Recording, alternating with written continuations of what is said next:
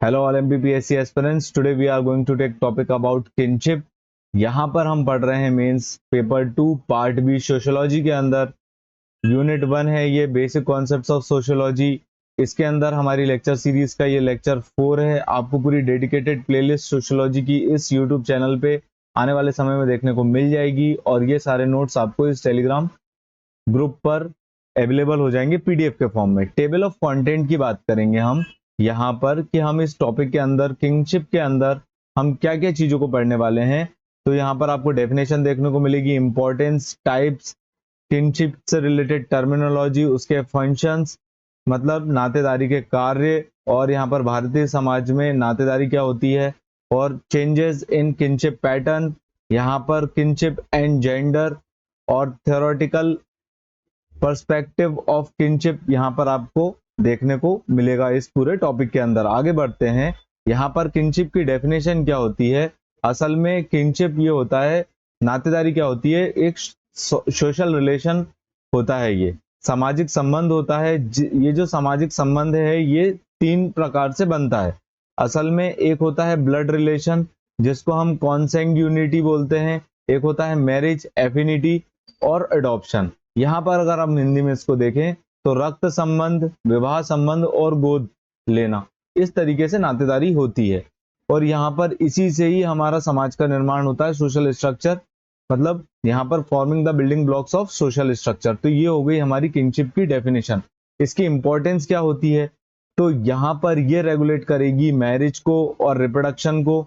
और यहाँ पर इनहेरिटेंस एंड सक्सेशन मतलब उत्तराधिकार और अनुक्रमण यहाँ पर आपको देखने को मिलेगा नातेदारी से। और यहाँ पर सोशल ऑब्लिगेशन आपको देखने को मिलेंगे, राइट्स आपको देखने को मिलेंगे। इनको ये डिफाइन करती है क्या, नातेदारी, या जिसे हम इंग्लिश में बोलते हैं किनशिप। ये इन्फ्लुएंस करती है सोशल आइडेंटिटी को, सामूहिक पहचान या ग्रुप मेंबरशिप। यहाँ पर ये इसका इंपॉर्टेंस है किनशिप का, नातेदारी का। आगे बढ़ेंगे लेक्चर में। यहाँ पर अलग अलग प्रकार की किनशिप होती है, अलग अलग प्रकार की नातेदारी होती है, जिसको हम बोलते हैं degree of kinship. Degree of kinship में यहाँ पर कॉन्सेंग्यूनियस किनशिप जो होती है वो ब्लड रिलेशन, जैसे पेरेंट्स, चाइल्ड और सिबलिंग में ये आपको देखने को मिलेगी। और एक होती है एफिनल, जिसमें विवाह के थ्रू संबंध बनते हैं, मैरिज के थ्रू, जैसे हस्बैंड वाइफ और इन लॉज के बीच में। एक होती है फिक्टिव किनशिप, जो कि सोशली रिकॉग्नाइज्ड बॉन्ड होते हैं। ये नॉट बेस्ड ऑन ब्लड और मैरिज, ये विवाह और खून संबंधित नहीं होगा, ये होगा सोशली रिकॉग्नाइज्ड बॉन्ड्स, जैसे कि गॉड पेरेंट्स और एडॉप्टेड चिल्ड्रन, यहाँ पर इसका एग्जाम्पल होगा। यहाँ पर हम अलग अलग डिग्री की बात करेंगे। एक होती है लीनियल डिग्री, एक होती है कोलेट्रल डिग्री, एक होती है एफिनल डिग्री, एक होती है फिक्टिव डिग्री।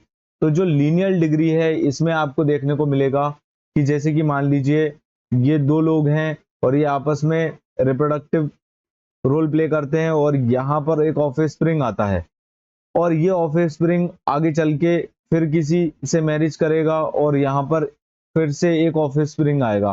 तो ये जो पैटर्न बनता है ये दादा दादी कहलाएंगे इस व्यक्ति के। तो यहाँ पर ये चीज होती है लीनियल सिस्टम। इसमें parent child, grand parent, grand child, great grand parent और ग्रेट ग्रैंड चाइल्ड यहाँ पर आपको देखने को मिलेगा। कोलेट्रल में आपको यहाँ पर सिबलिंग और आंटी, अंकल, नीस, नेफ्यू, यहाँ पर ये आपको देखने को मिलेंगे। एफिनल में आपको ये देखने को मिलेगा spouse, parents in law, sibling in law, ये यहाँ पर आपको देखने को मिलेगा जो शादी के बाद जो रिश्ते बनते हैं। और फिक्टिव में आपको देखने को मिलेगा गॉड पेरेंट्स, एडॉप्टिव पेरेंट्स और क्लोज फैमिली। तो ये हमारी 3 डिग्री हैं किनशिप की।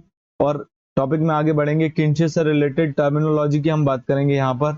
तो ये है यूनिलिनियल डेसेंट, मतलब यहाँ पर जो यूनिलिनियल वंशावली आपको देखने को मिलेगी, पैट्रीलिनियल, मैट्रीलिनियल। तो पैट्रीलिनियल में आपको यहाँ पर पिता की वंशावली के जो ट्रेस होगी, वंशावली वो पिता की तरफ ट्रेस होती है।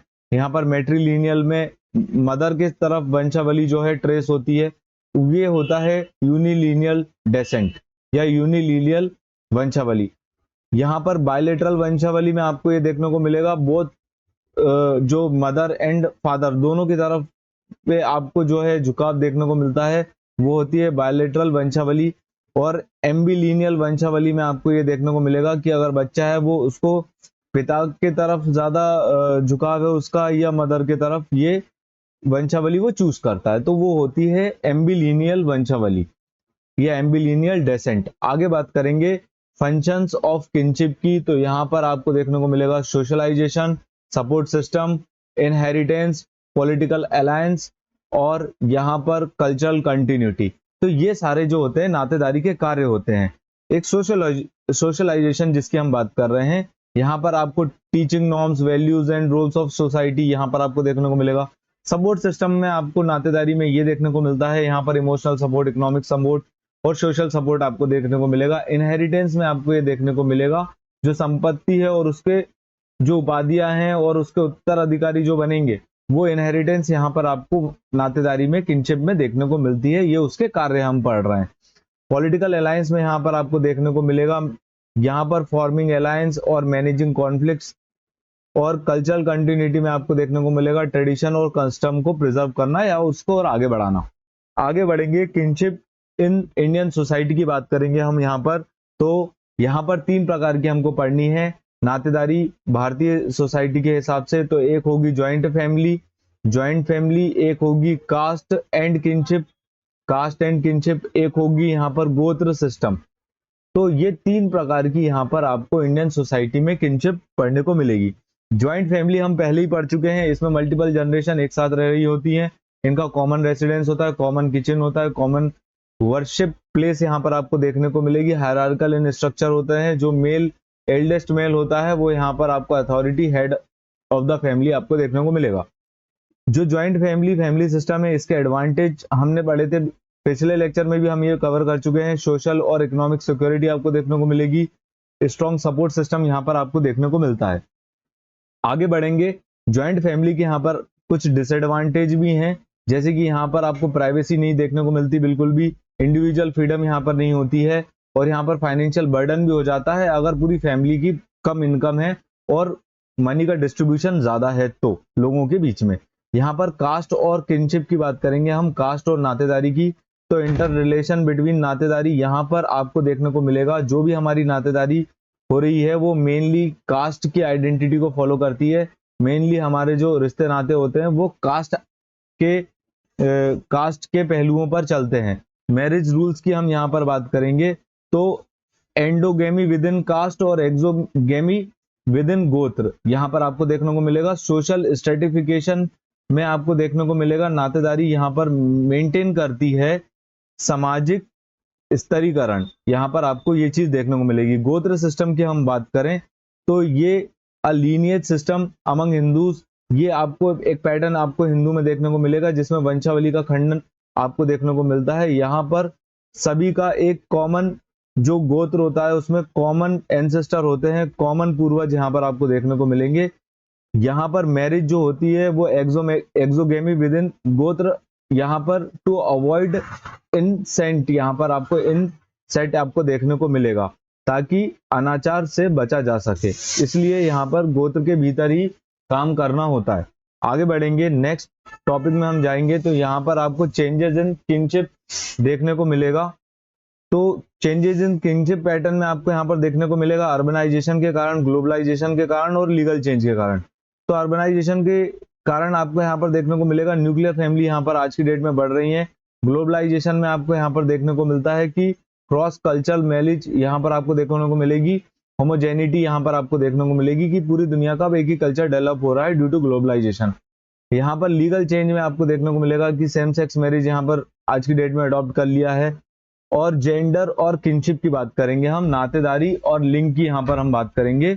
तो पेट्रियार्की सोसाइटी यहाँ पर आपको देखने को मिलेगी नातेदारी में, यहाँ पर मेल डोमिनेट होते हैं, पुरुष प्रधान नातेदारी आपको संरचना समाज में आपको देखने को मिलती है। और मैट्रीफोकैलिटी में आपको यहाँ पर देखने को मिलेगा कि यहाँ पर मदर का बहुत बड़ा रोल होता है, वुमेन्स का यहाँ पर बड़ा रोल होता है मैट्रीफोकैलिटी में। जेंडर रोल्स की हम यहाँ पर बात करेंगे, तो यहाँ पर नातेदारी में जो सोशल स्टेटस और रिस्पॉन्सिबिलिटी के हिसाब से जेंडर के अपने अपने रोल होते हैं, जो कि हम पिछले लेक्चर में भी कवर कर चुके हैं। मेल यहाँ पर एक्सटर्नल अफेयर संभालेंगे और फीमेल यहाँ पर हाउसवाइफ होंगी और वो घर का काम संभालेगी। नेक्स्ट हम जाएंगे आगे, थ्योरेटिकल पर्सपेक्टिव ऑफ किंगशिप की बात करेंगे हम यहाँ पर, तो फंक्शनलिज्म, स्ट्रक्चरलिज्म और सिम्बायोटिक इंटरेक्शनिज्म और यहाँ पर फेमिनिस्ट पर्सपेक्टिव, यहाँ पर ये 4 थ्योरी आपको देखने को मिलेगी। तो फंक्शनलिज्म के हिसाब से जो नातेदारी है वो एक इंस्टीट्यूशन की तरह काम कर रही है और यहाँ पर वो सोशल स्टेबिलिटी को मेंटेन करती है। यहाँ पर उसका पूरा रोल होता है कि सोसाइटी किस तरीके से फंक्शन करेगी, ये फंक्शनलिज्म कहलाता है। स्ट्रक्चरलिज्म में आपको यहाँ पर ये देखने को मिलेगा कि लार्जर सोशल स्ट्रक्चर यहाँ पर बनता है नातेदारी से, और यहाँ पर एक पैटर्न और रिलेशन का एक पैटर्न आपको देखने को मिलेगा जिसको हम यहाँ पर बोलेंगे किंगशिप स्ट्रक्चरलिज्म।